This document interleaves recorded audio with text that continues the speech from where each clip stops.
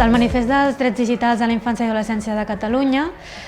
s'està treballant anant als centres participants a fer grups de discussió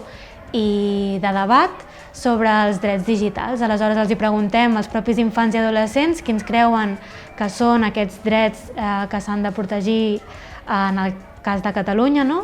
I també veure com els situen, si són més o menys importants, si treuen que ara estan més o menys protegits, tot això amb la intenció de després poder fer un manifest que reculli tots aquests drets. M'ha agradat la dinàmica del botó vermell i el botó verd perquè així podíem donar una mica la nostra opinió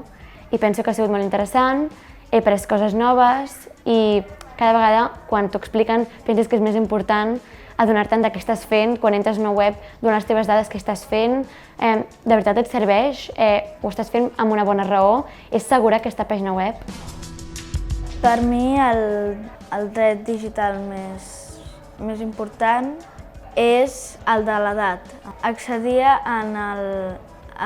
un contingut de la meva edat perquè si no poden sortir coses que no haurien. Les reflexions que tenen els infants sobre les tecnologies digitals són molt interessants, molt complexes, ens fan moltíssim perquè al final interactuen i conviuen en el seu dia a dia, per tant, són sessions superinteressants. Aquí el truc serà veure com ho acabem de condensar tota aquesta informació tan gran que tenim,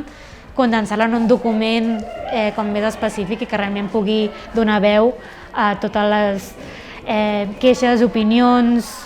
impressions que tenen.